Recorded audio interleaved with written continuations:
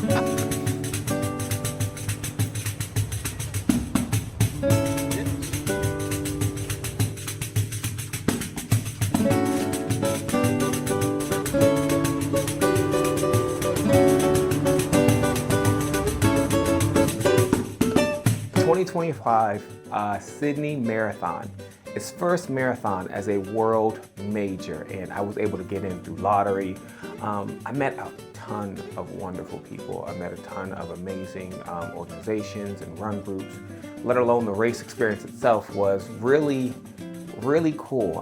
Going down and seeing all the landmarks, the Sydney Opera House, the parks, and of course the elite field was out there. Seeing Kipchoge and Safan out there killing it, making it all look so easy while we look back and struggled in our own respective ways. But that was the beauty of the marathon. The marathon, every time I go down and see the diverse amount of people, the diverse amount of participants, whether big, small, fast, slow, doesn't matter. It's all relative. To see them all cross the line is why I do marathons now. It's less about the personal achievement, it's more so seeing everyone achieve in whatever fitness and experience they're at.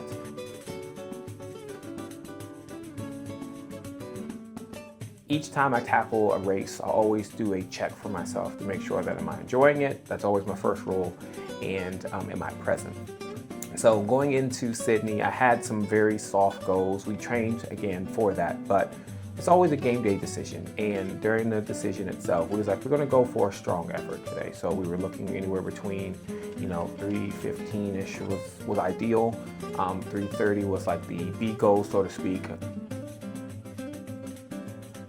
The course itself was just beautiful. We got to go across the Harbor Bridge during the sunrise and seeing just the orange glow across the bridge. I don't think I've seen anything quite like that. The people down there, the audience, the spectators, the runners, we all had such a high going into it. And going into the first 18 miles was wonderful. Everything felt good, everything was firing up. And then 17 hit. I started feeling them cramps in them quads. I'm like, oh, that's interesting. This is happening. And then 18 hit and both just locked up.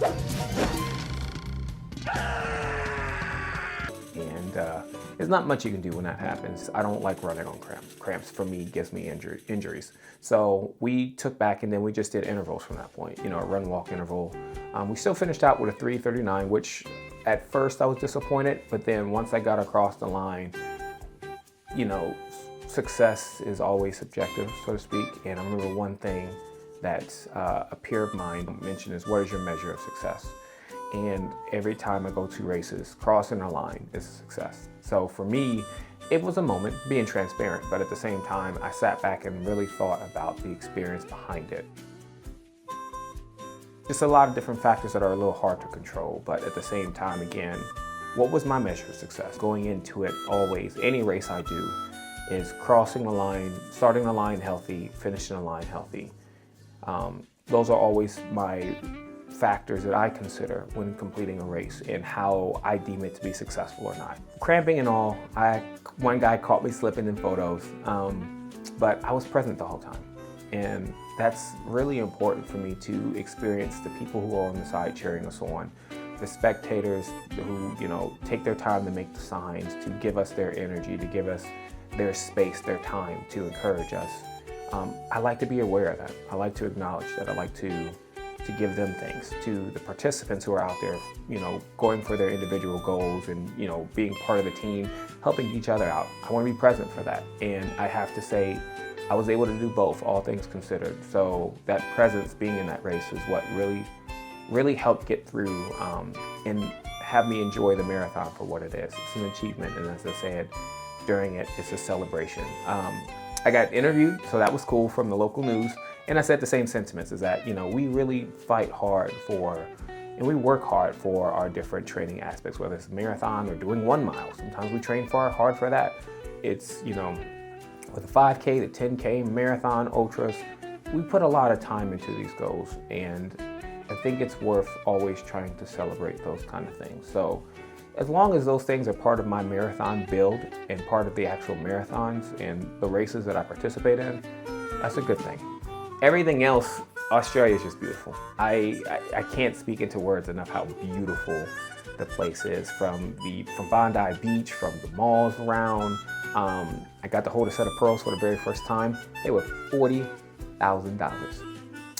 Yeah, I don't think I've ever held that much in one single possession. Just the different views around it, the architecture, the buildings, and the people. I can't speak enough about the people. They were all so generous and kind and very helpful. And the food. The food was delicious. Oh my God. I think I had dumplings every day. I'm pretty sure I did. My overall thoughts of the experience was that it's hard to express coming from where I've been. If you would ask me, would I be traveling the world to run a marathon, I probably would have laughed or just been in disbelief. But what this sport has given me was something I never would have possibly imagined. And Sydney really helped me realize that. It helped me really put into perspective that so many things are possible through so many different avenues. The world is vast, the world is beautiful, and all things considered, the world isn't perfect.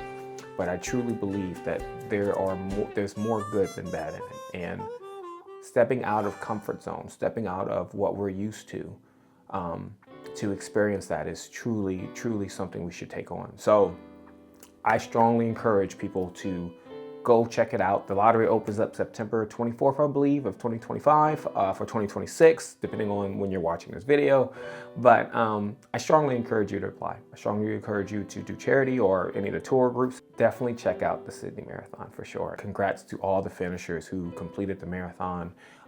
Next up for me will be Chicago. I've done Chicago now once before. This will be number 2. But I think I'm at a place now in my running journey to be about the experience more than the time. The time to me is always something I always achieve for training. That's just keeps me honest and keeps me diligent and being consistent, having something to shoot for. So my training will always be tight. But when it comes to the race day, it's more about, for me, the experience. And I would encourage everyone who's first getting into or still early on into their running journeys to really think about, what does the experience mean? Not necessarily just the race itself, but everything in between that, everything before that, the training getting to that, the people you meet with that, the miles you put in, the effort you put in. Fitness isn't measured in one day. It's measured over a period of time.